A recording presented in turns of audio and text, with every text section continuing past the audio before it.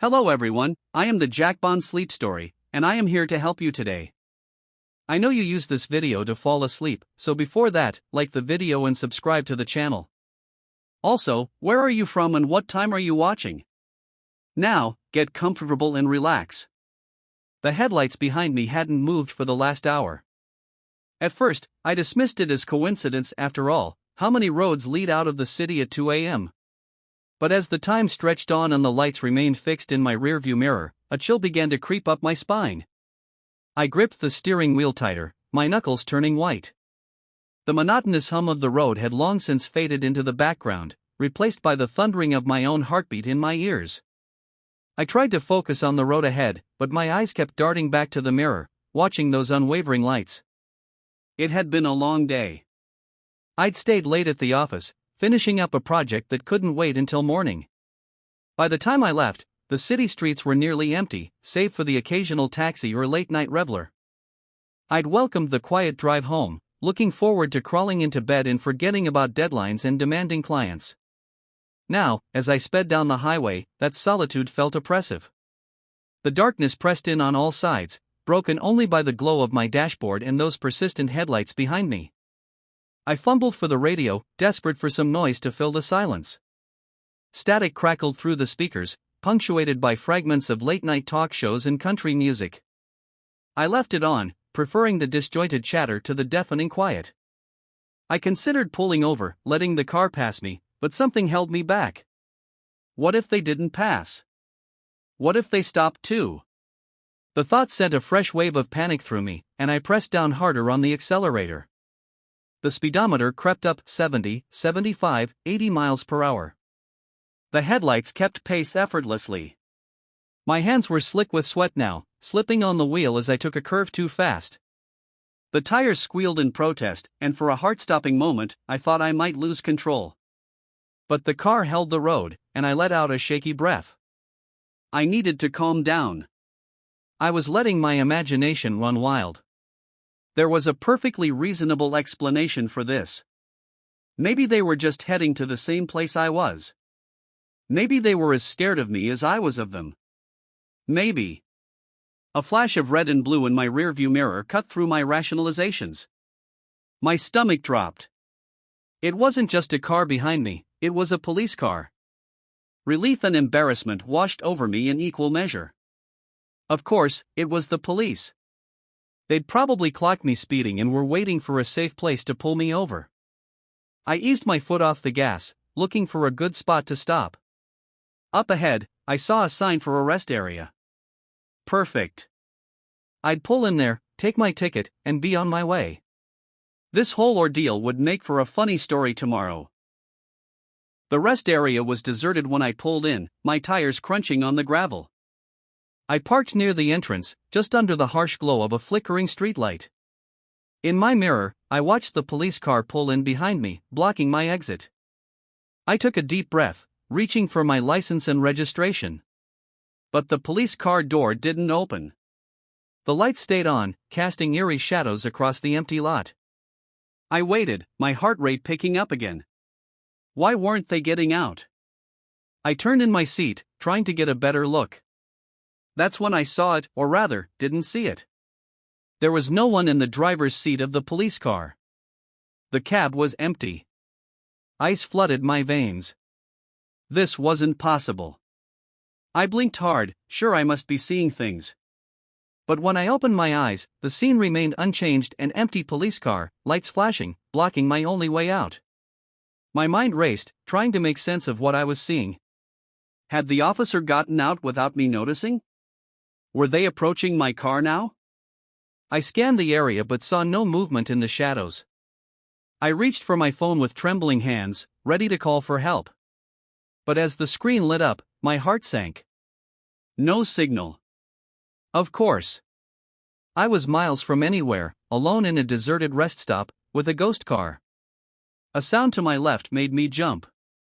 I whipped my head around, searching for the source. There, at the edge of the light, I saw a figure, tall, broad-shouldered, dressed in what looked like a police uniform. Relief flooded through me. There was an officer after all. This was all just a misunderstanding. I rolled down my window, ready to explain myself, but as the figure stepped closer, the words died in my throat. This was no police officer. The uniform was right, but everything else was wrong. The face was hidden in shadow, but I could see that the proportions were off. The arms were too long, the gait too jerky and unnatural. I fumbled for the window control, desperate to close it, but before I could, a hand shot out, gripping the frame. It was pale, almost translucent, with long fingers that ended in sharp, blackened nails. A low, guttural sound emerged from the figure, something between a growl and a laugh. Panic took over. I jammed the key in the ignition, not caring about the consequences. The engine roared to life, and I slammed the car into reverse. The tires spun on the gravel, kicking up stones. The hand on my window tightened, leaving deep scratches in the paint. For a terrifying moment, I thought I was stuck, but then the tires found purchase, and the car shot backward. There was a horrible screech as the creature's hand was torn away from the window. I didn't look to see if I'd hit it. I just kept going, swerving around the empty police car and back onto the highway. I drove like I'd never driven before, pushing my old sedan to its limits. The speedometer needle trembled past 90, past 100. The world outside became a blur of darkness and scattered lights. I kept expecting to see those flashing lights appear behind me again, but the road remained empty. It wasn't until I saw the familiar skyline of the city that I finally began to slow down. My hands were shaking so badly I could barely keep the wheel straight.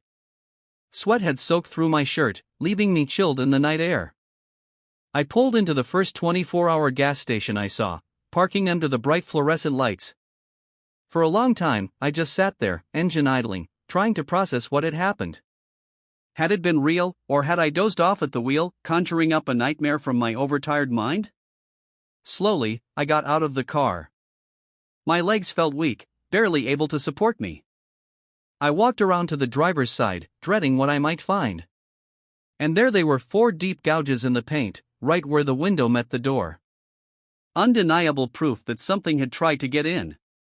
I sank to the ground, my back against the car, and let out a sound that was half laugh, half sob.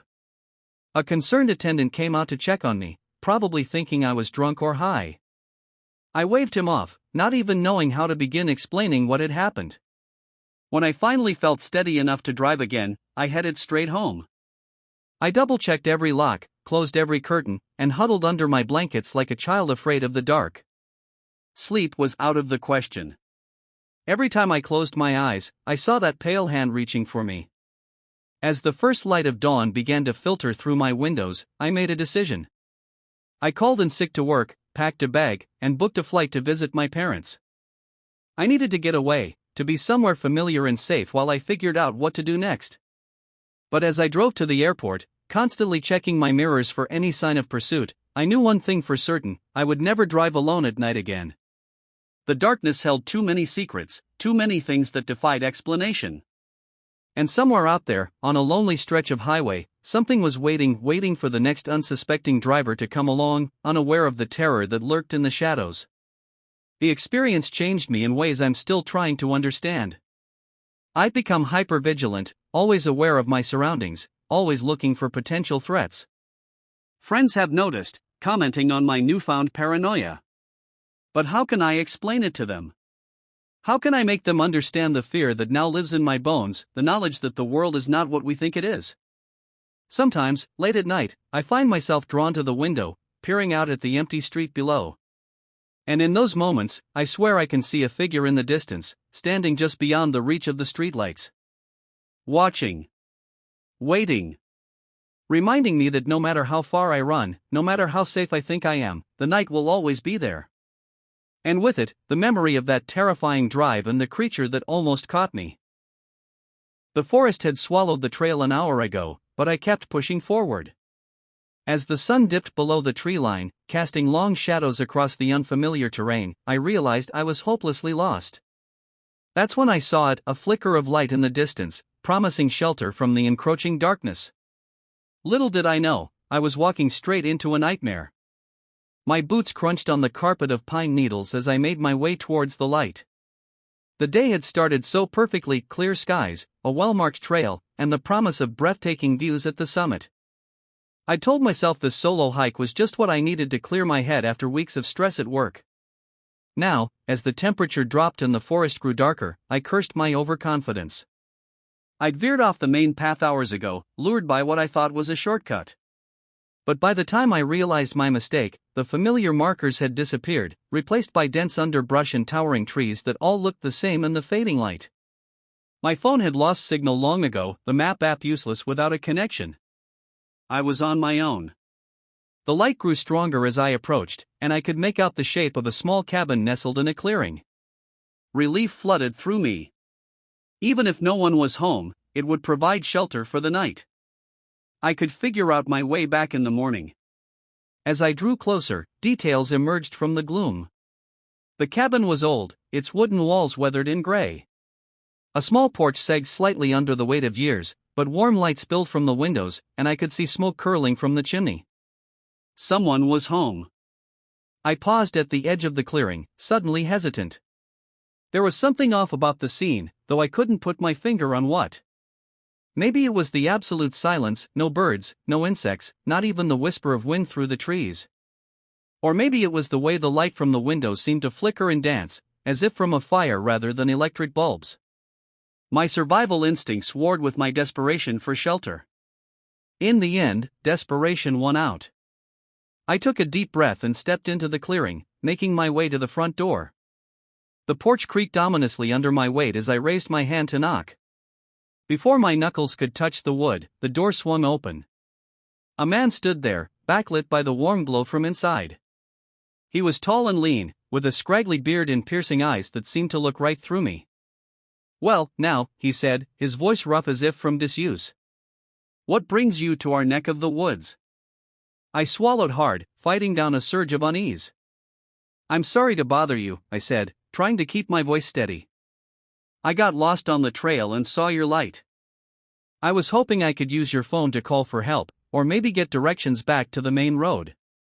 The man's eyes narrowed slightly, but then his face broke into a wide grin. Of course. Can't leave a fellow traveler out in the cold. Come on in." He stepped back, gesturing for me to enter. I hesitated for a moment, then stepped over the threshold. The interior of the cabin was sparse but cozy, dominated by a large fireplace where flames danced merrily. A few pieces of rustic furniture were scattered around, and I could see a small kitchenette in one corner. "Have a seat," the man said, pointing to a worn armchair near the fire. "Warm yourself up. I'll see about that phone for you." I sank into the chair gratefully, feeling the heat from the fire chase away the chill that had settled into my bones. As the man disappeared into another room, I took the opportunity to look around more closely. Something felt off about the cabin's interior, but I couldn't quite put my finger on what. The furnishings looked old, almost antique, but well maintained. There were no personal touches, though. No photos, no knickknacks, nothing to suggest someone actually lived here. My eyes fell on a small table near the door. A collection of odd items was spread across its surface: a tarnished pocket watch, a handful of old coins, a smudged pair of glasses. They looked like the sort of things you'd find in the pockets of. A chill ran down my spine, one that had nothing to do with the cool night air outside. These were personal effects. But they didn't belong to the cabin's owner. They were trophies. The sound of footsteps made me turn. The man had returned, but he wasn't alone. Two other figures followed him into the room, both men, with the same lean, hungry look as their companion. "No luck with the phone, I'm afraid," the first man said, his tone casual but his eyes sharp. "Seems the storm last week knocked out the lines. They haven't been repaired yet." I stood up slowly, my heart pounding. "That's okay," I said, fighting to keep my voice level. "If you could just point me in the direction of the main road, I'll be on my way." The three men exchanged glances, a silent communication passing between them. Then the first man spoke again, his voice dropping to a low growl. "Now, why would we do that? It's been so long since we've had a guest." I backed away, looking frantically for an escape route. But they had positioned themselves between me and the door. I was trapped. What do you want? I asked, hating the tremor in my voice. The man's grin widened, revealing teeth that seemed too sharp, too numerous. Why, we want you to stay, of course. Forever. They moved with inhuman speed, closing the distance between us in the blink of an eye. I lashed out blindly, my fist connecting with one man's jaw. He stumbled back, more surprised than hurt, and I used the moment of confusion to make a break for it. I dove past them, yanking the door open and plunging into the night. Behind me, I could hear shouts of anger, followed by the sound of pursuit. I ran like I'd never run before, branches whipping at my face, roots threatening to trip me with every step. I had no idea where I was going. No plan beyond putting as much distance between myself and that cabin as possible. The forest was pitch black now, the trees looming like silent sentinels on all sides. More than once, I stumbled, only to scramble back to my feet and keep running. The sounds of pursuit grew fainter, but I didn't slow down. My lungs burned, my legs ached, but terror kept me moving. I ran until I couldn't run anymore, finally collapsing against a tree, gulping in great lungfuls of air. As my racing heart began to slow, I strained my ears for any sign that I was still being followed. The forest was silent, save for the pounding of blood in my ears. Had I lost them? Or were they out there still, watching, waiting? I stayed there for what felt like hours, too afraid to move, too afraid to make a sound. Gradually, the adrenaline began to wear off, leaving me exhausted and shivering in the cool night air. I knew I couldn't stay here. I had to keep moving, had to find my way out of this forest before they found me again. With aching muscles protesting every movement, I pushed myself to my feet. The sky had begun to lighten, the first gray hints of dawn breaking through the canopy above. With the growing light came a surge of hope. I could do this. I could survive this. I picked a direction at random and started walking, keeping my ears tuned for any sound of pursuit. As I walked, my mind raced, trying to make sense of what had happened. Who were those men? What did they want with me? The questions tumbled over each other, each more terrifying than the last. It was mid-morning when I finally broke free of the tree line, stumbling onto a paved road. I nearly wept with relief at the sight. A passing motorist took pity on me, giving me a ride to the nearest town, where I immediately went to the police. They listened to my story with skeptical expressions but agreed to send a team to investigate the cabin. They came back empty-handed. There was no cabin, they said. No clearing. No sign that anyone had lived in that part of the forest for decades. I've tried to put that night behind me, to convince myself it was all a stress-induced hallucination. But sometimes, when I close my eyes, I can still see those men, still hear their voices, still feel the terror of being hunted through the dark forest. And sometimes, when I look in the mirror, I swear I can see something in my eyes, something hungry, something that doesn't belong. And I wonder, did I really escape that night? Or did a part of me stay behind in that cabin, replaced by something else? Something that followed me home from those dark woods. I don't go hiking anymore. I avoid forests altogether. But no matter how far I run, no matter how brightly lit the city streets are, I can't shake the feeling that somewhere out there, in the depths of the wilderness, 3 men are waiting. Waiting for me to lose my way again. Waiting to welcome me home. The first thump from upstairs made me pause the movie. The second sent chills down my spine. By the third, I knew something was terribly wrong in this house. I was supposed to be watching the kids, but now I wasn't sure if they were even in their beds anymore. I'd been babysitting for the Millers for about 6 months now. They were good people, always paid on time, and their kids Emma, 8, and Liam, 6, were generally well behaved. Tonight was supposed to be like any other night. Mr. and Mrs. Miller had gone out for their monthly date night, leaving me in charge until around midnight. The evening had started normally enough.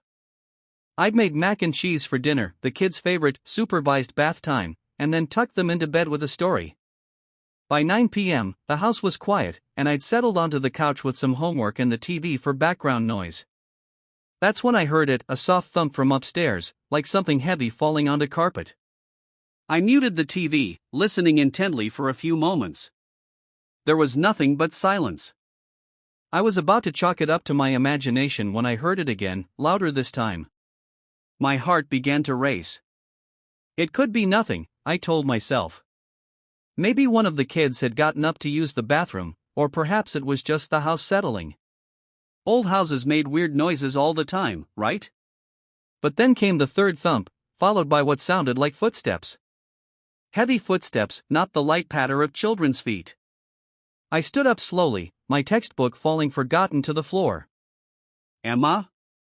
Liam? I called out, trying to keep my voice steady. Is everything okay up there? No response. Just more silence.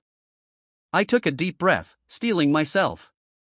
I had to check on the kids, it was my job, after all. But as I approached the stairs, every instinct screamed at me to run, to get out of the house and call for help. I ignored the voice of fear and began to climb, each step creaking under my weight. The upstairs hallway was dark, shadows stretching ominously from the nightlight plugged into the wall. I made my way to Emma's room first, pushing the door open slowly. Emma? I whispered, peering into the darkness. My hand fumbled for the light switch, and I blinked as the room was suddenly illuminated. The bed was empty, the covers thrown back as if she'd left in a hurry. My breath caught in my throat as I noticed her favorite stuffed animal, a worn teddy bear she never slept without, lying on the floor. Panic rising, I rushed to Liam's room next door. The scene was the same, an empty bed, rumpled sheets, no sign of the little boy who should have been sleeping soundly. Emma? Liam? I called out, no longer caring about keeping quiet. Where are you? The house remained silent, mocking my growing fear. I checked the bathroom, empty. Then the guest room, the closets, even under the beds. Nothing. As I stood in the hallway, trying to figure out what to do next, I heard another noise. This time, it was coming from downstairs. A soft scraping sound, like furniture being moved. My mind raced. Had someone broken in and taken the kids? Were they still in the house? Should I call the police? What would I tell the Millers? I crept back downstairs, my phone clutched tightly in my hand, 911 pre-dialed and ready to call. The scraping sound had stopped, but now I could hear something else, a low, rhythmic humming. It was coming from the kitchen. I inched closer, my heart pounding so loudly I was sure whoever was in there would hear it. As I reached the doorway, I took a deep breath and peered around the corner. What I saw made my blood run cold. Emma and Liam were there, but they weren't alone. They stood hand in hand with a figure I can only describe as wrong. It was tall, impossibly tall, its head nearly brushing the ceiling. Its limbs were too long, too thin, bending at odd angles. And its face. God, its face. Where features should have been, there was only smooth, pale skin, interrupted by a wide, tooth-filled grin that stretched from ear to ear. The creature was swaying gently, humming that eerie tune, and the children swayed with it, their eyes glassy and unfocused. I must have made a sound, a gasp, a whimper, I'm not sure, because suddenly that featureless face turned towards me. The grin widened, if that was even possible, and it raised one long-fingered hand in a grotesque parody of a wave. I ran. I ran like I'd never run before, out the front door and into the street, screaming for help. Lights came on in neighboring houses, curious and concerned faces appearing in windows. But I couldn't stop, couldn't explain. All I could do was run and scream. I don't remember much of what happened next. I have vague memories of police cars, of trying to explain what I'd seen to skeptical officers, of the Millers rushing home, their faces pale with worry, of the frantic search of the house that turned up nothing. No creature. No sign of a break-in. And most disturbingly, no Emma and Liam. The days that followed were a blur of questioning and accusations. The police suspected me at first, the babysitter who conveniently lost the kids she was supposed to be watching. But there was no evidence of foul play, no signs of struggle. It was as if Emma and Liam had simply vanished into thin air. The Millers didn't blame me, at least not openly. But I could see it in their eyes, the unspoken question, how could you let this happen? Weeks turned into months. The search for Emma and Liam continued, but hope dwindled with each passing day. I tried to move on with my life, to forget that terrible night, but the memories haunted me. The sound of that humming, the sight of that grinning, featureless face, they followed me into my dreams, turning them into nightmares. I stopped babysitting. I couldn't bear the thought of being responsible for someone else's children, not after what had happened. I threw myself into my studies, trying to drown out the guilt and fear with academic pursuits. But late at night, when the house was quiet and the shadows grew long, I'd find myself listening for that soft thump, that eerie hum. Wondering if the creature would come for me next. It was almost a year later when it happened. I was home alone, studying for finals, when I heard it, that familiar thump from upstairs. My blood ran cold, memories of that night flooding back. For a long moment, I sat frozen, unable to move. Then, slowly, I stood up. I knew I should run, should call for help. But a part of me needed to know. Needed to see. I climbed the stairs, each step feeling like it took an eternity. The upstairs hallway was dark, just like that night. But this time, there was a faint glow coming from under my bedroom door. With a trembling hand, I reached for the doorknob. I hesitated for a moment, then steeled myself and pushed the door open. There, in the center of my room, stood Emma and Liam. They looked exactly as they had a year ago, not a day older. And behind them, its long arms draped over their shoulders, was the creature. It raised its head as I entered, that terrible grin spreading across its featureless face. And then, in a voice that seemed to bypass my ears and speak directly into my mind, it said, "We've been waiting for you. It's time to come home." Emma and Liam turned to me, their eyes still glassy and unfocused. They reached out their hands, inviting me to join them. And despite every instinct screaming at me to run, to fight, to do anything but give in, I felt my feet moving forward. As I took their hands, the creature's grin widened impossibly. The room began to fade away, replaced by swirling darkness. The last thing I remember is the sound of that eerie humming, growing louder and louder, until it drowned out everything else. I woke up in my bed the next morning, convinced it had all been a terrible nightmare. But as I got up, I noticed something on my nightstand that made my blood run cold, a small, worn teddy bear. Emma's teddy bear. I don't babysit anymore. I don't sleep with the lights off. And every night, I lie awake, listening for that soft thump, that eerie hum. Wondering when the creature will return. Wondering if next time, I'll have the strength to resist its call. Because deep down, I know the truth. It's not a matter of if, but when. And when it comes, I'm not sure I'll be able to say no. The first sign of trouble was the too wide smile of the gas station attendant. The second was the way the entire town seemed to go quiet as we drove through. By the time we realized something was terribly wrong, it was already too late to leave. My wife, Sarah, and I had been on the road for hours. We were on our way to her sister's wedding, cutting through backroads to avoid highway traffic. It had been Sarah's idea, a chance to see some of the country's hidden gems, she'd said. Now, as our car sputtered and died on the outskirts of a town I couldn't even name, I was beginning to regret agreeing to her plan. "This can't be happening," Sarah groaned, her head thudding against the headrest. "We're going to miss the rehearsal dinner." I tried to start the car again, but the engine just wheezed pathetically. "Let's not panic," I said, trying to sound more confident than I felt. "There's a town just up ahead. We'll get some help and be back on the road in no time." Sarah didn't look convinced, but she nodded. We got out and started pushing the car towards the town. The late afternoon sun beat down on us, and by the time we reached the quiet "Welcome to Millbrook" sign, we were both sweating and irritable. The town itself looked like something out of a Norman Rockwell painting, all quaint storefronts and neatly trimmed lawns. But there was something off about it. The streets were empty despite it being barely past 5 p.m. The only sound was the crunch of our shoes on the pavement and the distant bark of a dog. We pushed the car to a gas station on the corner of Main Street. A bell jingled as we entered the attached convenience store, and a man behind the counter looked up. His smile was immediate and wide, too wide, stretching his face in a way that made my skin crawl. "Well, hello there, strangers," he said, his voice overly cheerful. "Welcome to Millbrook. What can I do for you folks today?" I explained about our car trouble, and his grin, impossibly, widened further. Oh, that's no problem at all. Our town mechanic, Old Bill, can fix anything with an engine. Why don't you folks have a seat, and I'll give him a call. We sat in plastic chairs by the window, watching as the attendant made his call. Outside, I noticed a few people had appeared on the street. They all seemed to be looking our way, their faces bearing the same unsettling smiles as the attendant. Is it just me, Sarah whispered, or is something weird about this place? Before I could answer, the attendant was back. Good news. Bill's on his way. Should be here in about an hour. Why don't you folks take a walk around town while you wait? Millbrook's got some real nice sights.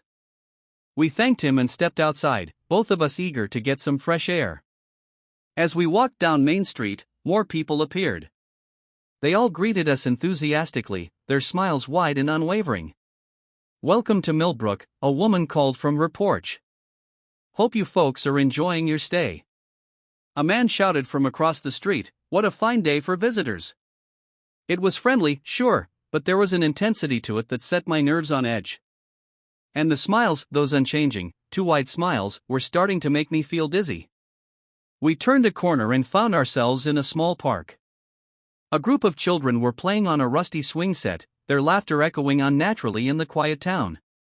As we passed, they all stopped and turned to us in unison, their faces splitting into those same eerie grins. Sarah, I said, my voice low, I think we should head back to the gas station.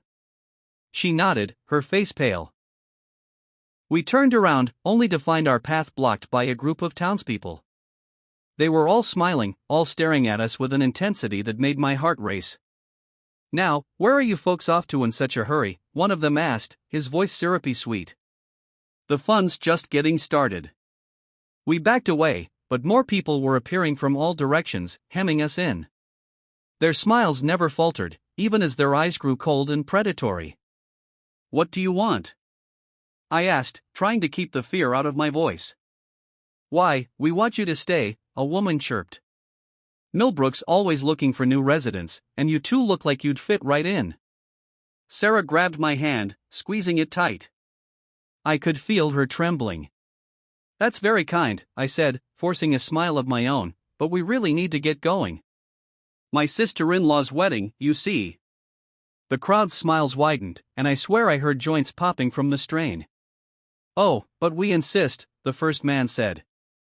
Millbrook's the kind of place you never want to leave. Isn't that right, folks? A chorus of agreement rippled through the crowd, the sound unnaturally in sync. They began to move closer, their hands outstretched as if to grab us. Panic surged through me. I grabbed Sarah's arm and yelled, "Run!" We took off, pushing through the crowd.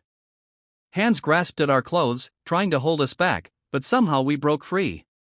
We ran down unfamiliar streets, the sound of pursuit close behind. The entire town seemed to have come alive, all of them chasing us with those horrible, unchanging smiles. We turned a corner and found ourselves back on Main Street. Our car was still at the gas station, and to my shock, it looked like it had been fixed.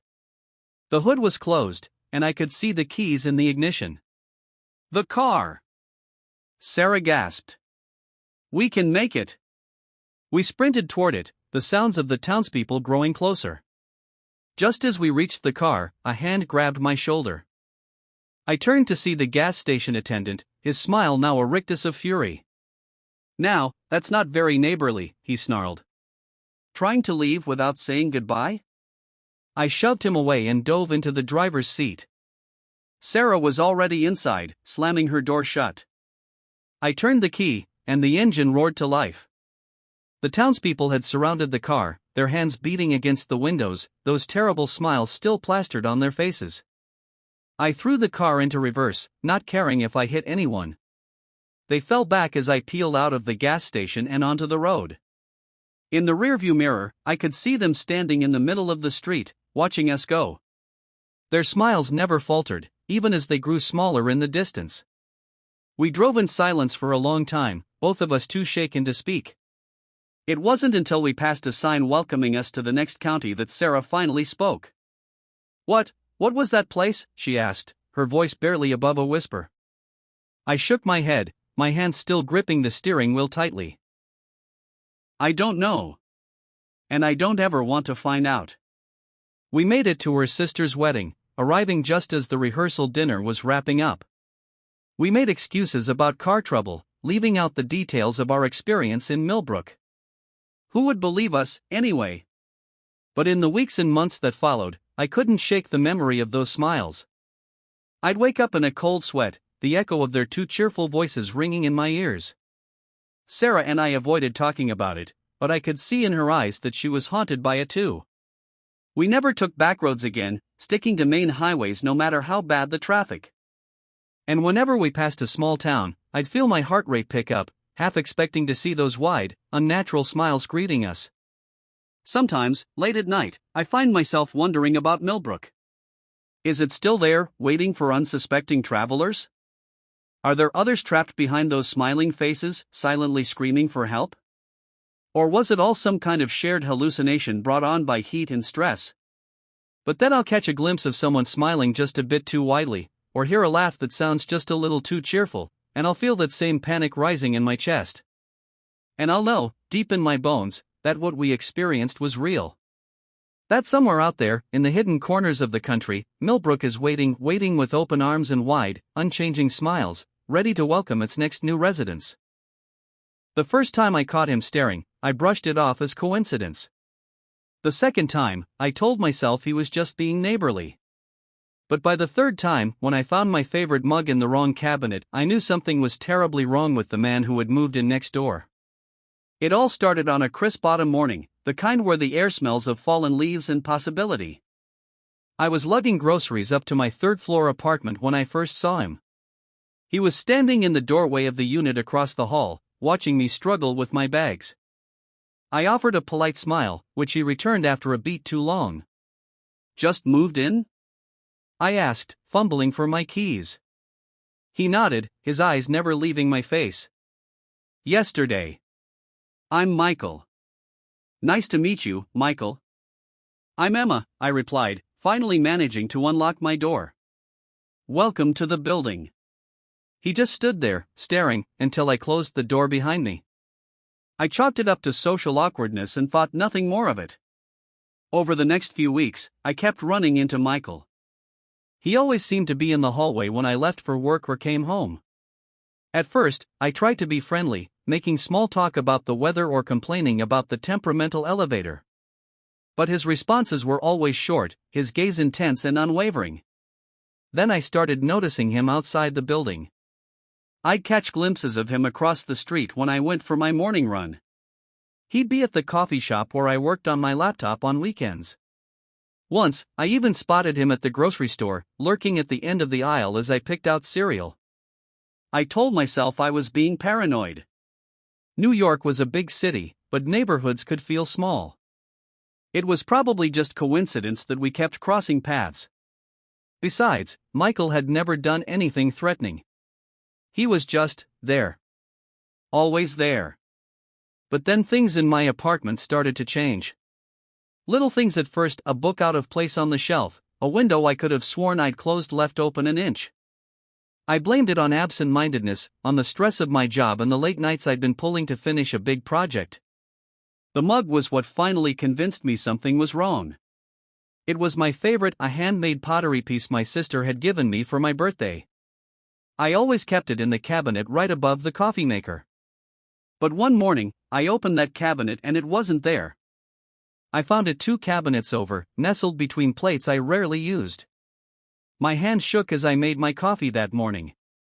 There was no way I had put it there, no way I could have been that distracted.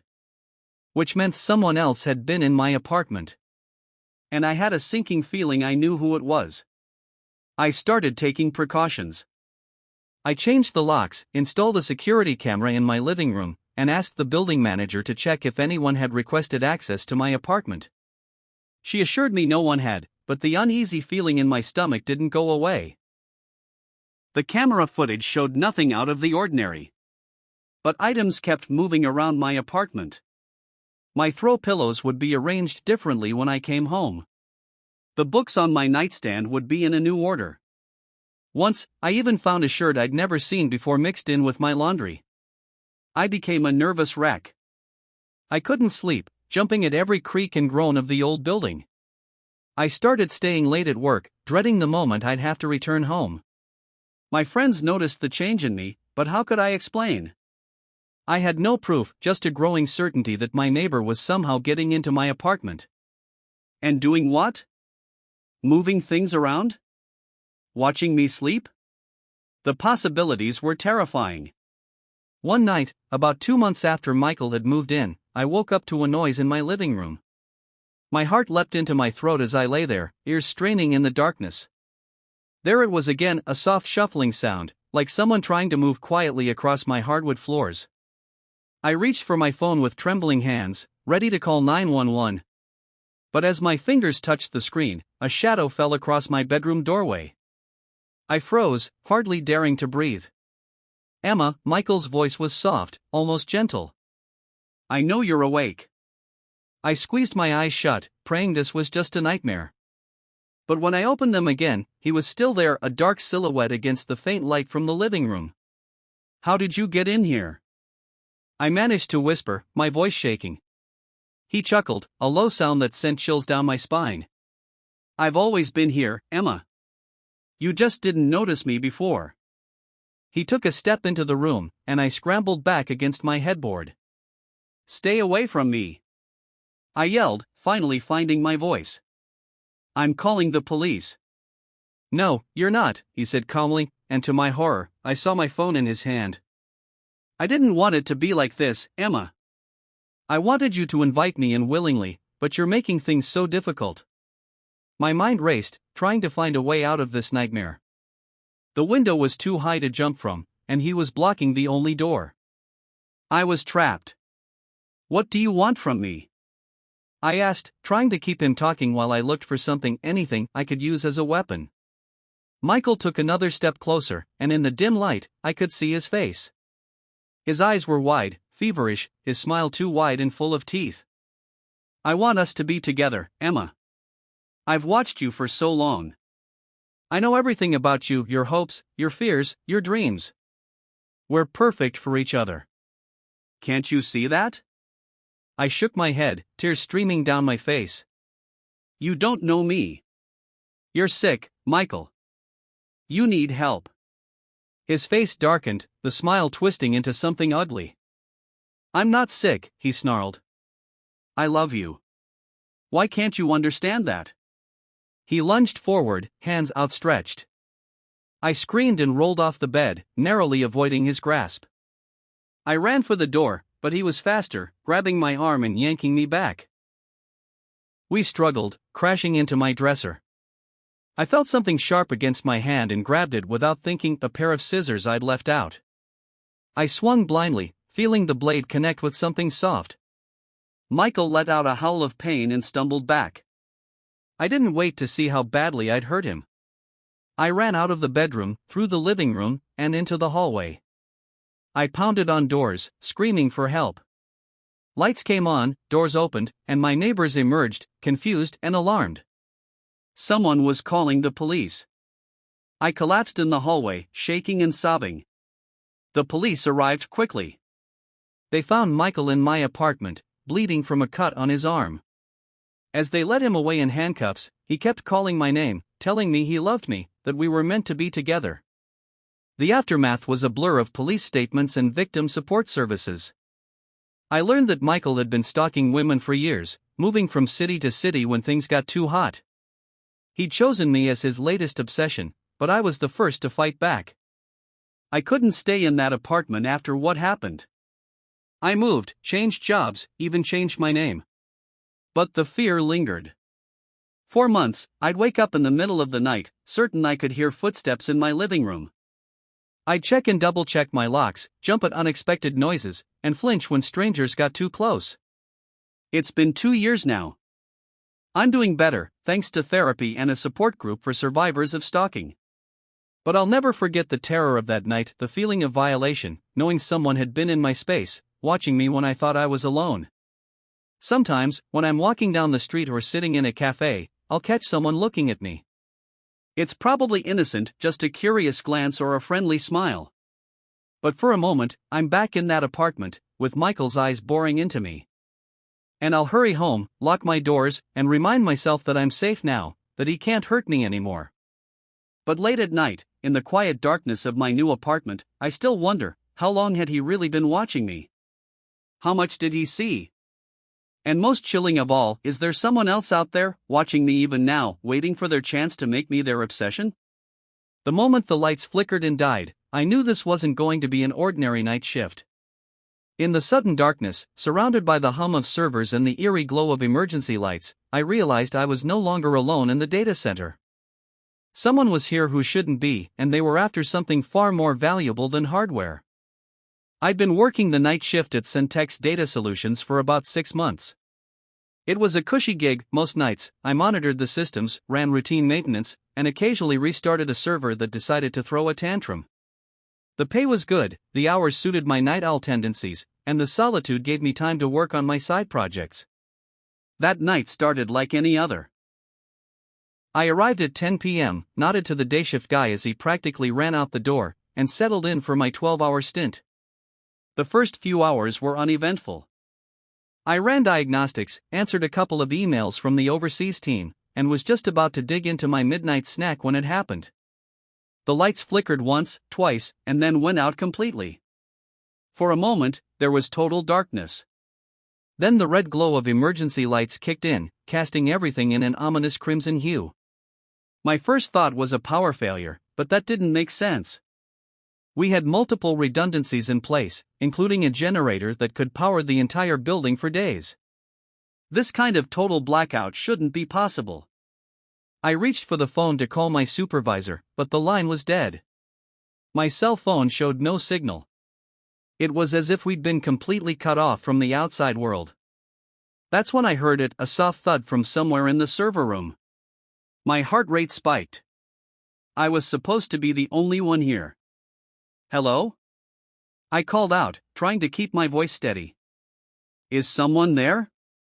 No response, but I could have sworn I heard the shuffle of feet. I grabbed a flashlight from my desk and slowly made my way into the maze of server racks. The beam of light cut through the red-tinged darkness, illuminating rows upon rows of blinking lights and humming machines. This is a secure facility, I said, louder this time. If someone's in here, you need to identify yourself immediately. Again, no response. But as I rounded a corner, I caught a glimpse of movement out of the corner of my eye, someone ducking behind a server rack. My palms were sweaty now, the flashlight slippery in my grip. I should leave, I thought. Call the police. But with the phones down, I had no way to contact anyone. And if these intruders were after what I thought they were, I couldn't just walk away. I crept forward, every sense on high alert. The constant hum of the servers, usually background noise to me, now seemed deafening. I strained to hear any sound that might give away the intruders' positions. As I neared the back of the room where our most sensitive servers were kept, I heard voices, low, urgent whispers that I couldn't quite make out. I killed my flashlight and pressed myself against a server rack, inching closer. Faster, one voice hissed. We don't have much time. I'm working as fast as I can, another replied. This encryption is state of the art. It's not like cracking your grandma's Facebook password. I peered around the corner, and my blood ran cold. 2 figures were hunched over a laptop, which was connected directly to one of our most secure servers. They were dressed all in black, faces obscured by masks. This was bad. Really bad. That server contained some of our clients' most sensitive data, trade secrets, financial records, personal information. The kind of stuff that could ruin lives and topple companies if it fell into the wrong hands. I had to do something. But what? I was no action hero. My combat skills were limited to button mashing in video games. But I couldn't just stand by and let this happen. Taking a deep breath, I stepped out from my hiding place. Step away from the server, I said, trying to sound more confident than I felt. You're trespassing in a secure facility. The 2 figures whirled around. For a moment, we all just stared at each other, frozen in shock. Then one of them laughed. Well, he said. Looks like we missed one. What are you going to do, tech boy? Call the cops? I swallowed hard. The silent alarm has already been triggered. Police are on their way. It was a bluff, but I hoped they couldn't know that for sure. The two shared a look. He's lying, the one by the laptop said. If the alarm had been triggered, we'd know. Our guy on the inside made sure of that. My heart sank. They had someone on the inside. That explained how they'd gotten past our security. Doesn't matter, the first one said. We're almost done here anyway. He turned to me, and I saw the glint of a gun in his hand. As for you, I'm afraid we can't have any witnesses. Time seemed to slow down. I saw his finger tighten on the trigger. In that moment, pure instinct took over. I dove to the side, crashing into a server rack. The gun went off, the sound deafening in the enclosed space. Alarms began blaring. Apparently, gunshots were enough to trigger the system the hackers thought they'd disabled. Red lights started flashing, adding to the chaos. I scrambled to my feet and ran, darting between rows of servers. I could hear them behind me, shouting and knocking things over in their pursuit. I needed a plan. I couldn't outrun them forever, and eventually, they'd corner me. Then I remembered the fire suppression system. It was my last resort, a desperate move that would likely fry millions of dollars worth of equipment, but it was my only chance. I made a sharp turn, heading for the control panel. Bullets pinged off metal around me, spurring me to run faster than I ever had before. I reached the panel and slammed my hand down on the emergency release. Immediately, a klaxon began to sound, even louder than the alarms already blaring. Warning, fire suppression system activated. You have 30 seconds to evacuate, an automated voice announced. No! I heard one of the hackers yell. We're not done. But it was too late. With a great hiss, the room began to fill with halon gas. The hackers' curses turned to coughs, then to gasps for air. I held my breath and ran for the exit, praying I could make it before the gas overwhelmed me. My lungs were burning, spots dancing in front of my eyes, when I finally burst through the door into the hallway, gulping in great lungfuls of clean air. Behind me, I could hear the hackers stumbling out as well, but they were clearly disoriented. By the time they recovered, the sound of approaching sirens filled the air. The next few hours were a blur of police statements, paramedic checkups, and frantic calls from upper management. The damage to the data center was extensive, but our clients' data was safe. The hackers were arrested, and their inside man was soon identified and apprehended as well. As I finally drove home, the sun peeking over the horizon, I was exhausted but oddly exhilarated. I'd faced real danger and come out on top. I'd protected the data I was responsible for, even at great cost. But as the adrenaline faded, a sobering thought occurred to me: this attack was sophisticated, well-planned. It wouldn't be the last. In our increasingly digital world, data was the new gold, and there would always be those willing to go to extreme lengths to get it. I realized then that my job wasn't just about maintaining servers and running updates. I was on the front lines of a new kind of war, one fought with keyboards and code rather than guns and bombs. And I was determined to be ready for the next battle. As I crawled into bed, my mind was already churning with ideas for improving our security. But for now, sleep beckoned. After all, I had another night shift tomorrow. And in this line of work, you never knew what challenges each night might bring. The first growl echoed through the cave, freezing us all in place. The second made our blood run cold. By the third, we knew with terrifying certainty that we weren't alone in this dark, underground maze, and whatever was in here with us, it was hungry. It was supposed to be a simple day hike, a chance for me and my 3 closest friends to escape the city and enjoy some fresh air. Jake, our self-proclaimed wilderness expert, had heard about a little-known trail that led to some spectacular views. Sarah, always up for an adventure, jumped at the idea. Mike and I were more hesitant, but we eventually gave in to their enthusiasm. The hike started off great. The weather was perfect, cool and crisp, with a light breeze. We laughed, shared stories, and marveled at the beauty of nature around us. But as the hours wore on, the trail became less defined. Jake assured us we were going the right way, but I could see the uncertainty in his eyes. By late afternoon, we had to admit it, we were lost. The sun was sinking lower in the sky, and the temperature was dropping rapidly. That's when Sarah spotted the cave entrance, half hidden behind a cluster of boulders. "We should stay there for the night," she suggested. "It'll shelter us from the wind, and we can figure out our way back in the morning." None of us liked the idea much, but with darkness approaching and no better options, we reluctantly agreed.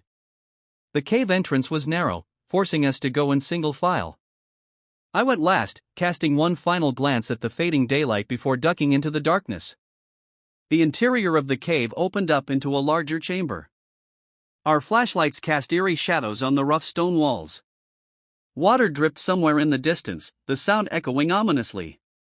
"Well, this is cozy," Mike said, his attempt at humor falling flat in the oppressive atmosphere.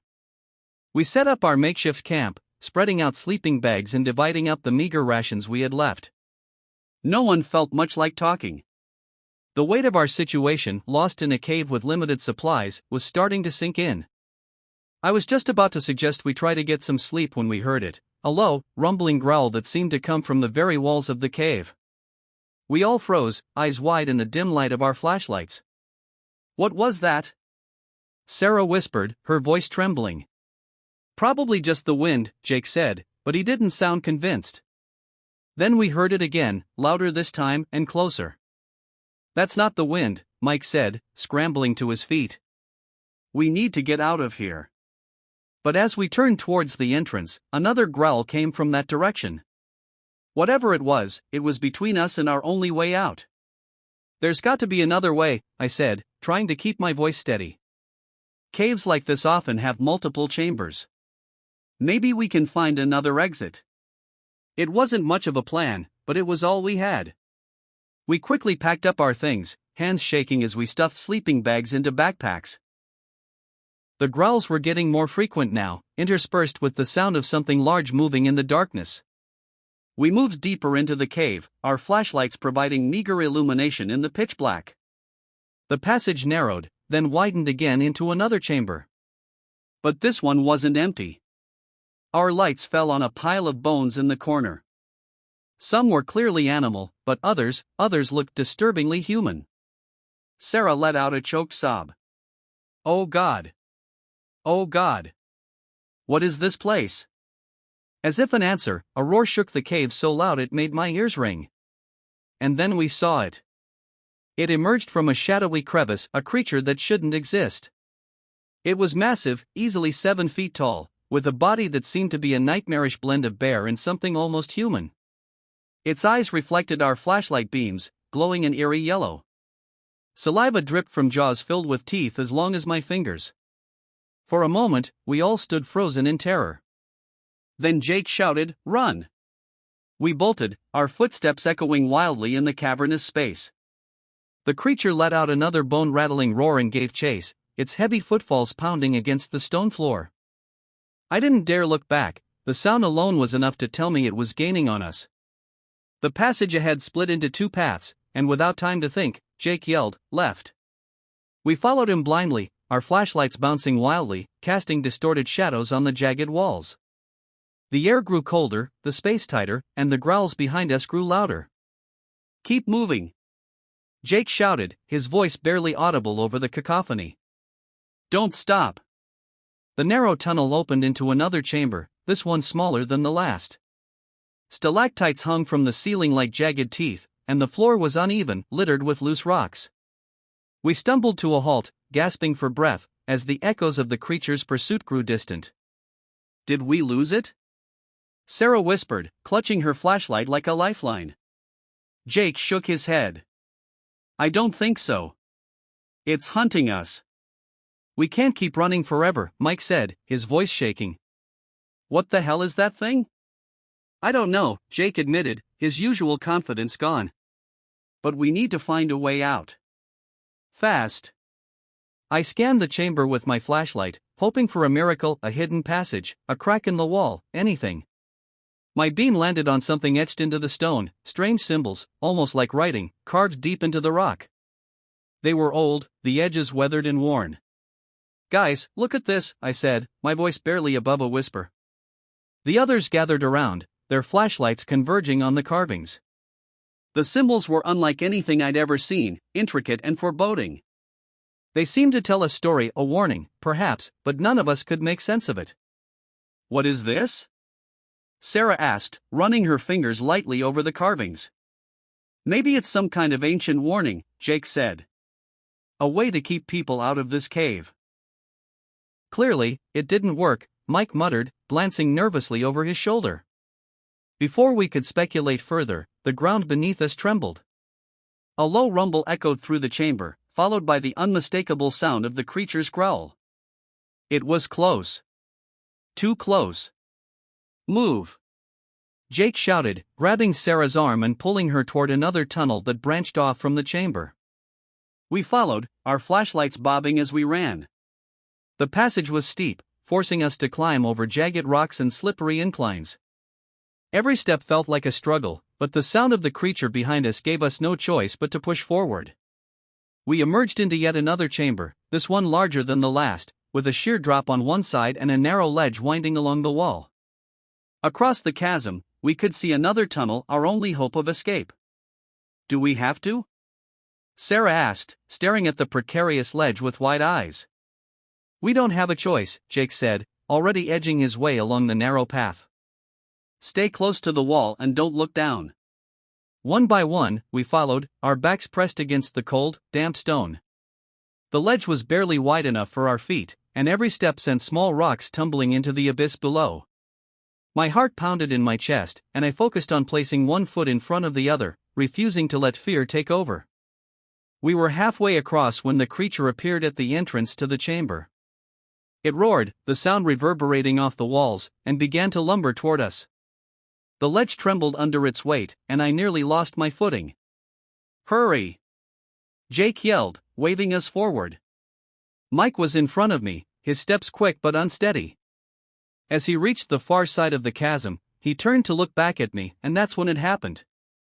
A piece of the ledge crumbled beneath his weight, and he fell with a cry, barely catching himself on the edge.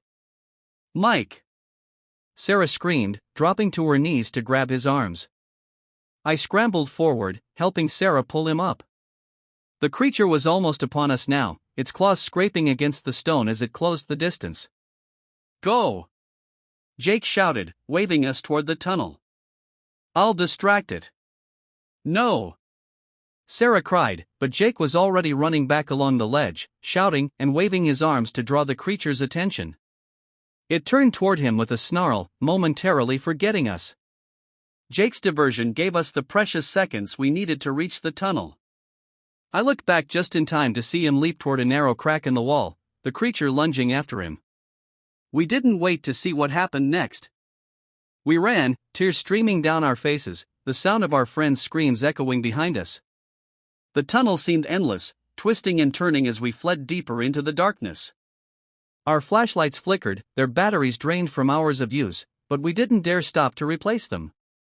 The air grew colder, the walls damp and slick with moisture, and every sound.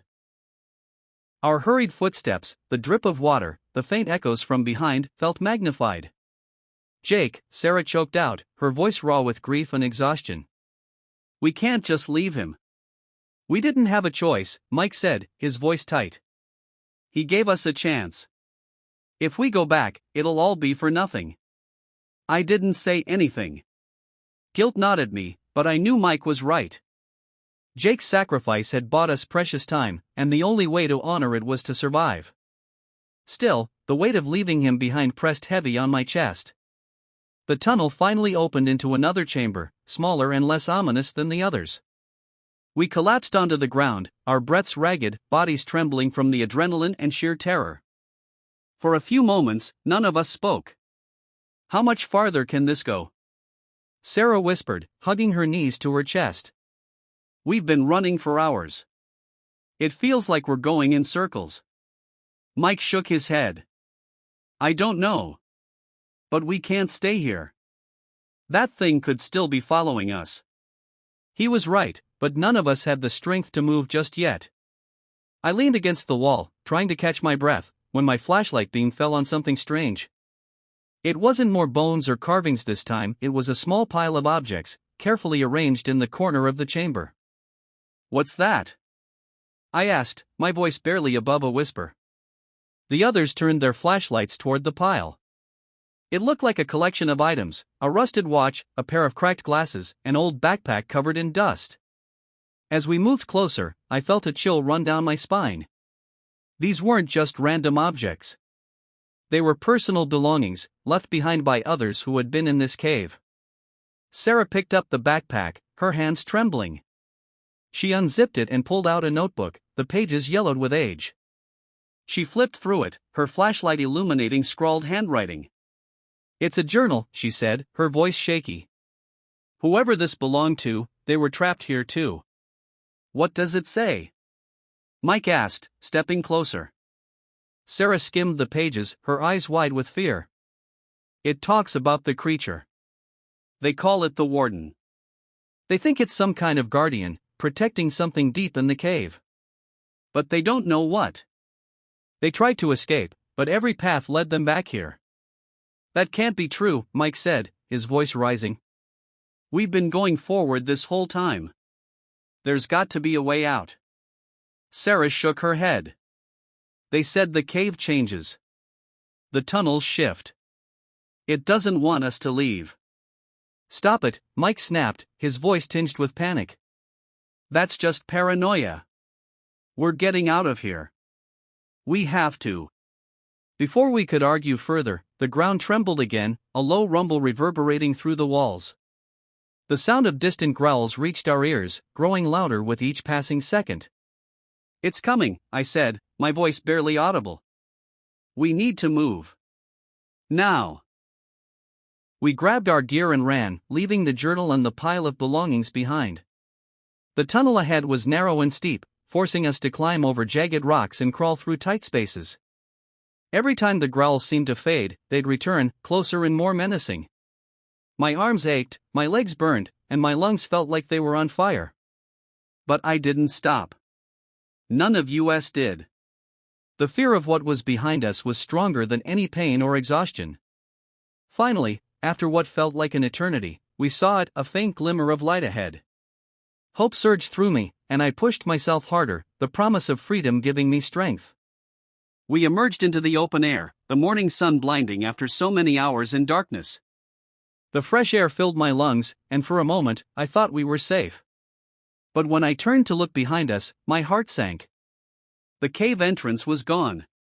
In its place was a solid wall of rock, as if the cave had never been there. We stood there, staring at the solid rock in stunned silence. The place where the cave entrance had been only moments ago was now indistinguishable from the rest of the jagged mountainside. It was as if the earth itself had swallowed the cave whole, erasing any trace of the nightmare we'd just escaped. "What? How is that possible?" Sarah stammered, taking a shaky step toward the rock face. She reached out to touch it, as though expecting her hand to pass through some hidden illusion.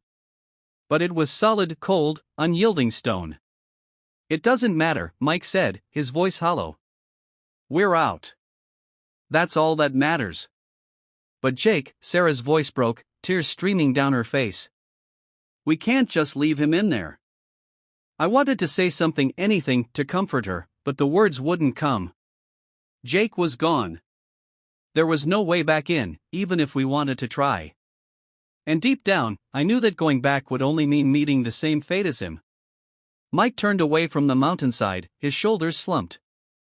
"We need to keep moving. We're still lost, and we don't know how far we are from help." Reluctantly, I nodded. Sarah hesitated, her hand still pressed against the stone, but after a moment, she joined us. The three of us began to make our way down the rocky slope, the morning sun offering little warmth against the chill that had settled into our bones. The trek down the mountain was grueling. None of us spoke much, the weight of what we'd been through hanging over us like a dark cloud. The forest at the base of the mountain seemed endless, its dense canopy blocking out most of the sunlight. Every rustle of leaves, every snap of a twig, sent our nerves on edge. By mid-afternoon, we stumbled upon a dirt path winding through the trees. It wasn't much, but it was the first sign of civilization we'd seen in what felt like days.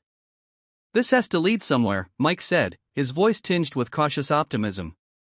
We followed the path in silence, our footsteps crunching on the dry leaves. After what felt like hours, we saw it. A clearing up ahead, with the unmistakable outline of a cabin. Relief washed over me at the sight of smoke curling from its chimney. We approached cautiously, calling out to announce our presence. A man appeared in the doorway, his weathered face etched with curiosity and concern.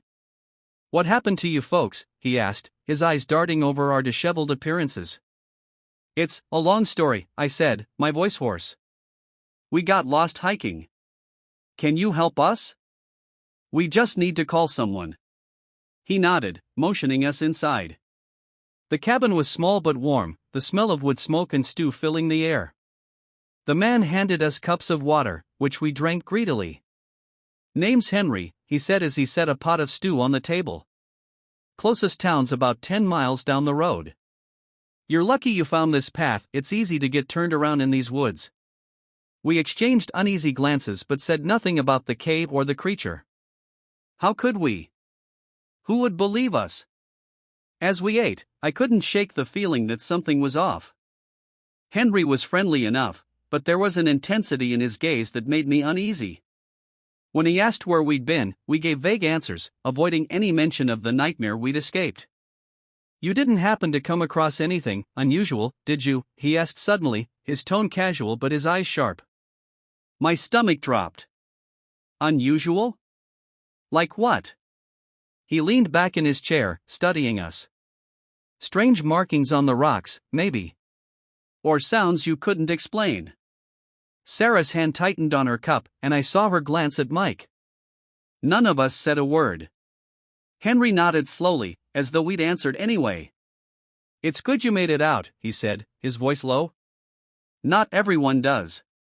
The room fell silent, the crackle of the fire the only sound.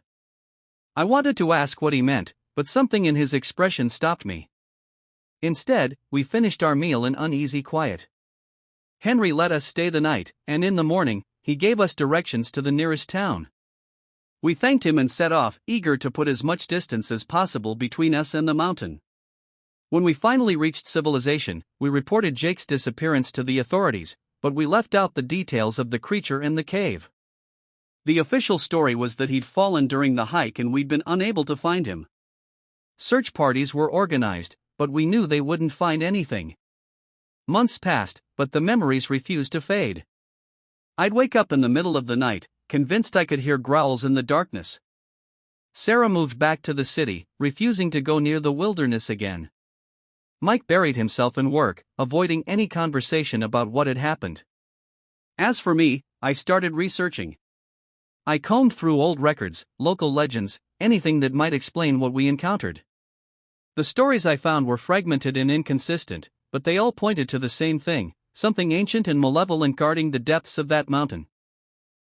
And then, one night, I found something that made my blood run cold.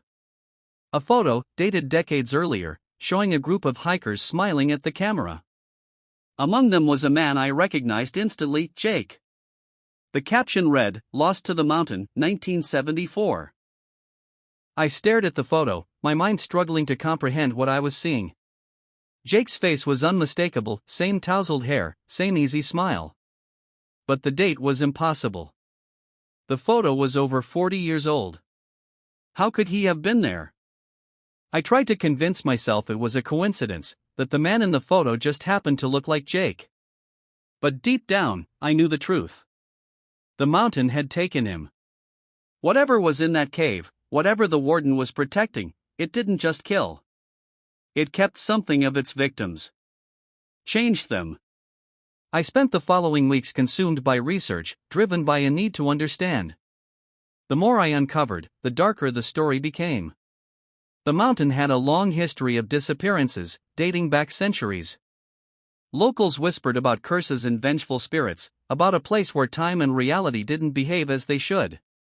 Few dared to venture near it, and those who did often didn't return. And those who did come back were different. I couldn't shake the feeling that Jake was still out there, trapped in some incomprehensible way. But the idea of returning to the mountain filled me with dread. I told myself I'd done all I could, that it was time to move on. Then the nightmares started.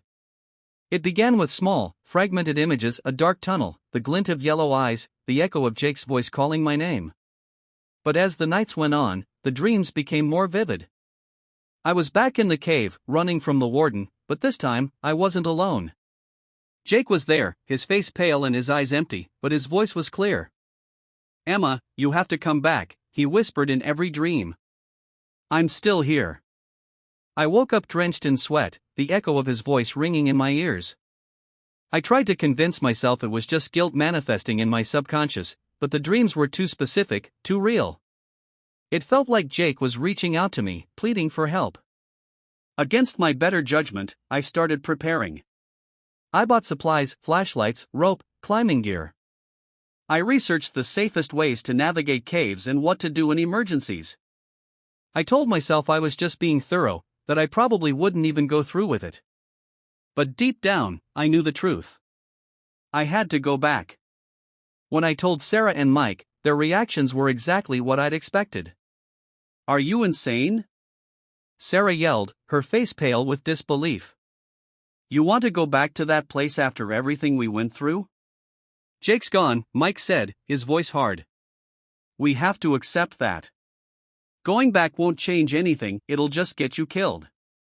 "I'm not asking you to come with me," I said, trying to keep my voice steady. "I just need you to understand. I can't leave him there. He's not there," Sarah shouted, tears streaming down her face. "He's gone, Emma. That thing took him. You can't fix this." I didn't argue. There was no point. They wouldn't understand.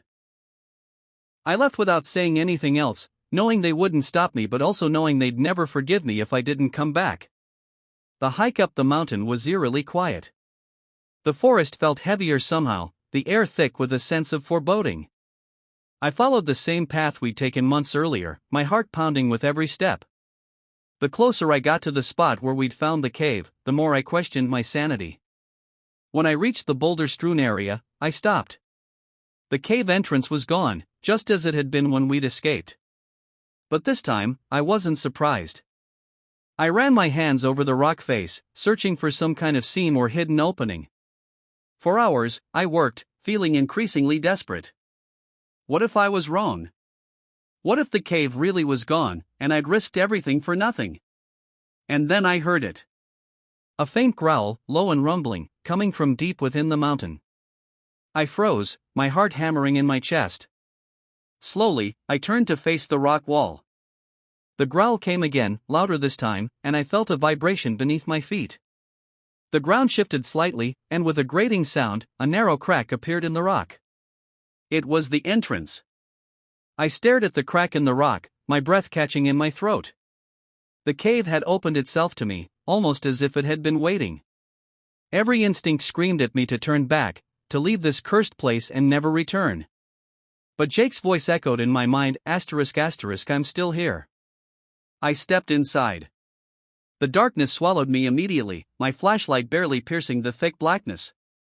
The air was damp and cold, carrying the faint metallic scent of stone and something else, something rancid. I tightened my grip on the flashlight and moved forward, my footsteps echoing in the silence. The tunnels were just as I remembered, twisting, disorienting, and endless. But this time, there was no sense of aimlessness. Something was guiding me. The deeper I went, the stronger the pull became, like invisible hands leading me toward some unseen destination. It wasn't long before I reached the first chamber. The pile of bones was still there, undisturbed since our last visit. My stomach churned at the sight, but I forced myself to keep moving. This was no time for hesitation. As I stepped into the chamber, the growling began again, low and guttural, reverberating through the walls. My heart raced, and I instinctively pressed myself against the nearest rock, my flashlight shaking in my hand. The growling grew louder, accompanied by the unmistakable sound of heavy footsteps. The warden. I killed my light, plunging myself into total darkness. My breaths were shallow and silent as I waited, every muscle in my body tensed. The footsteps grew closer, and for a brief, terrifying moment, I thought they were heading straight for me. But then they stopped, and the growling receded into the distance. I didn't dare move for several minutes, afraid the creature might still be nearby. When I finally turned my flashlight back on, I saw something I hadn't noticed before: new carvings on the walls, their edges fresh and sharp. They weren't just symbols this time, they were pictures. Crude but unmistakable depictions of people, of creatures, of rituals. In the largest carving, a group of figures stood in a circle around a central figure that looked eerily similar to the warden. Above them, a spiral shape radiated outward, like a vortex. The carvings filled me with unease, but they also confirmed what I already suspected: the warden wasn't just a guardian. It was part of something bigger, something ancient and incomprehensible. I pressed on, navigating through the maze-like tunnels. Time lost all meaning as I climbed and crawled and squeezed through narrow passageways. The pull guiding me grew stronger, almost overwhelming, until I reached a massive chamber unlike anything I'd seen before. The space was vast, the ceiling disappearing into darkness. In the center of the chamber stood an enormous stone structure, an altar, or perhaps a shrine. It was covered in symbols and carvings, glowing faintly with an otherworldly light. And there, at the base of the structure, was Jake. He was kneeling, his head bowed, his body eerily still. "Jake!" I called out, my voice echoing through the chamber. He didn't respond. I approached cautiously, my flashlight illuminating his face. His eyes were closed, his skin pale and gaunt, but he was breathing, barely. I dropped to my knees beside him, shaking his shoulders. "Jake, it's me. It's Emma. Wake up!" His eyes fluttered open, and for a moment, I thought I'd succeeded. But then he looked at me, and I saw something in his gaze that wasn't him. His lips moved, but the voice that emerged wasn't his own. "You shouldn't have come back." I stumbled backward, my heart pounding. "Jake, what's happening? What did they do to you?" He stood slowly, his movements stiff and unnatural, as if he were being controlled. "It's too late," he said, his voice a mixture of his own and something deeper, something ancient. "You've already given yourself to the mountain." "What are you talking about?" I demanded, tears streaming down my face. "I came here to save you." "There is no saving," he said, stepping closer. "The warden protects. The warden takes. And now, so do you." The ground trembled, and the glowing symbols on the altar flared brighter. A deafening roar echoed through the chamber as the warden emerged from the shadows, its monstrous form towering over us. Jake, or whatever he had become, smiled faintly. "Run, Emma. Run while you still can." I didn't need to be told twice. I turned and bolted, my flashlight beam bouncing wildly as I sprinted toward the tunnel I'd come through. Behind me, the warden roared, the sound reverberating through the chamber like a physical force.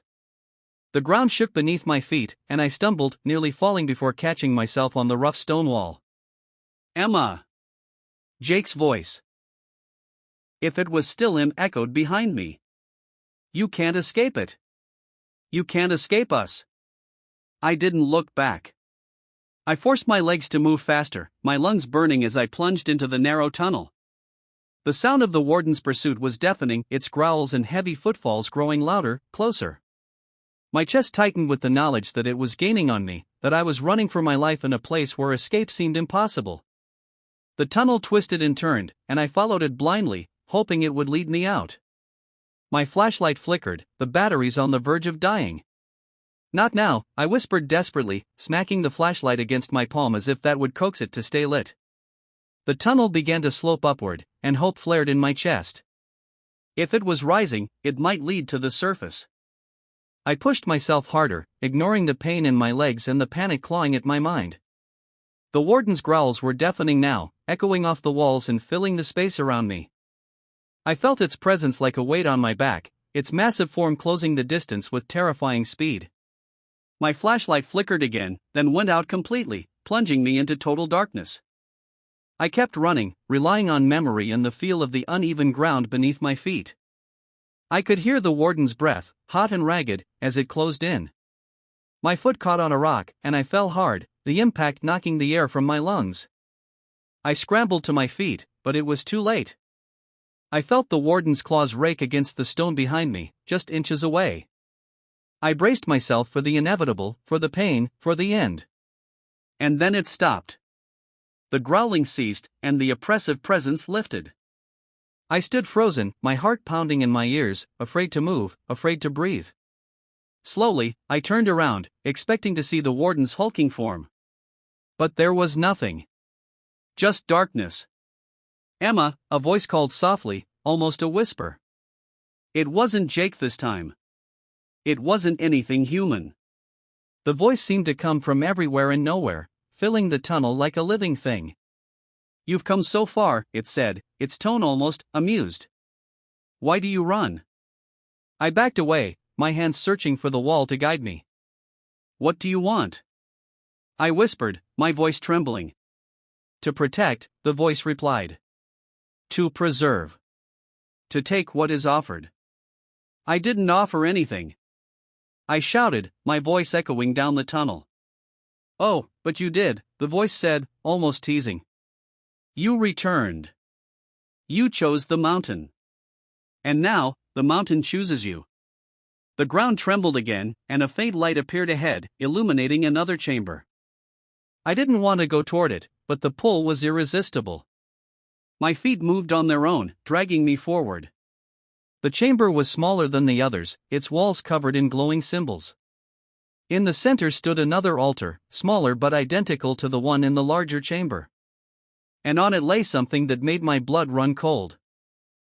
My flashlight, perfectly intact and glowing faintly. "What is this?" I demanded, my voice shaking. "What do you want from me?" The voice didn't answer, but the symbols on the walls pulsed brighter, and a figure stepped from the shadows. It was Jake, or the thing that had once been Jake. His eyes glowed with the same eerie light as the symbols, and his face was calm, almost serene. "You belong here now," he said softly. "You always did." "No," I whispered, backing away. "This isn't real. This can't be real." "It's real," he said, stepping closer. "And it's time to accept it." The light from the altar flared, blinding me. I felt the ground give way beneath my feet, and I fell, tumbling into the darkness. When I woke up, I was outside the cave. The morning sun was rising over the mountain, painting the sky in soft hues of pink and gold. The air was crisp, the forest alive with the sounds of birds and rustling leaves. For a moment, I thought it had all been a dream, a horrible, vivid nightmare. But then I looked at my hands.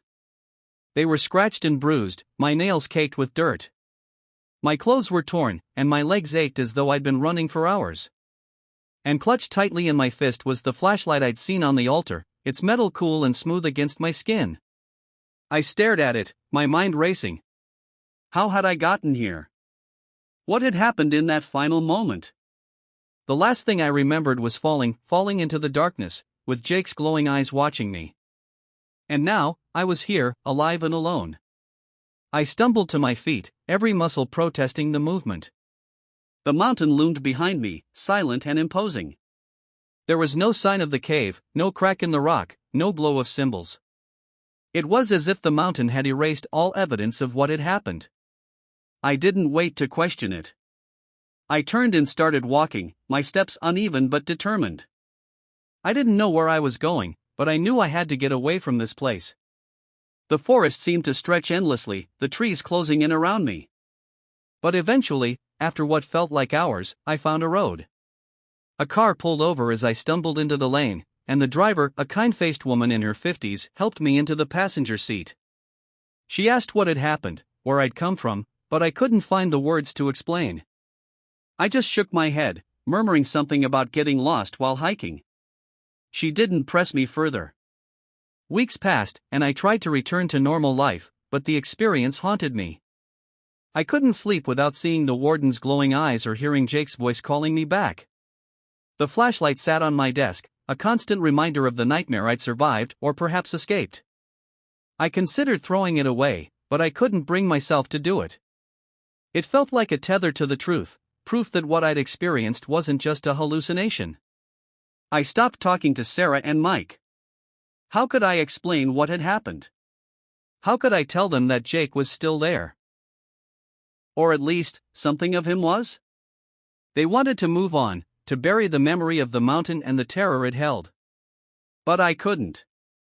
And then, one night, as I sat staring at the flashlight, it flickered. The light pulsed once, twice, then steadied, casting a faint glow across my room. I picked it up, my hands trembling. The beam illuminated the wall, and there, etched into the plaster, were the same glowing symbols I'd seen in the cave. A voice whispered in the back of my mind, soft and familiar. "You can't escape it, Emma. The mountain always takes what it's owed." The symbols on the wall pulsed faintly, their glow casting eerie shadows across my bedroom. I dropped the flashlight as though it had burned me, the clatter breaking the suffocating silence. My heart raced, and every instinct screamed at me to run, but my legs felt rooted to the floor. The whisper came again, louder this time, filling the room like a physical presence. "You belong to the mountain now." "No!" I shouted, my voice breaking. "I escaped. I left you behind." The symbols flared brighter in response, the light shifting and twisting until it filled the room. The walls dissolved into swirling darkness, and I found myself standing in the cave once again. The air was thick with the stench of damp earth and decay, and the familiar growl of the warden echoed in the distance. I spun around, searching for an escape, but the tunnels were gone.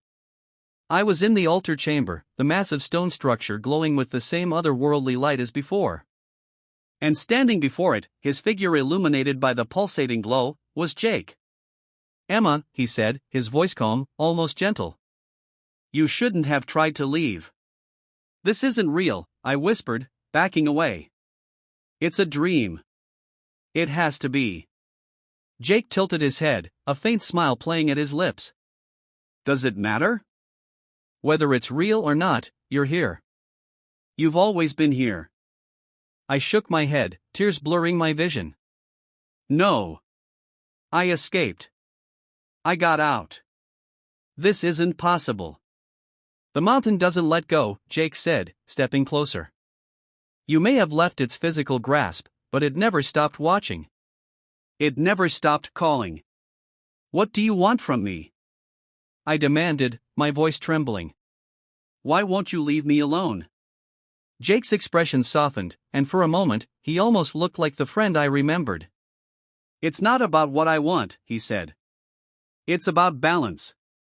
The mountain takes what it needs, and it gives in return. You were chosen, Emma. You're part of it now." "I didn't choose this," I screamed, my voice echoing through the chamber. Jake's smile faded, and his eyes glowed faintly. "You returned. That was your choice. And now, there's no going back." The ground trembled, and the warden's growls grew louder, reverberating through the chamber. I turned to see its massive form emerging from the shadows, its yellow eyes fixed on me. My body froze, terror rooting me in place as the creature loomed closer. Jake's voice broke through the rising panic. "It's not the end, Emma. It's just the beginning."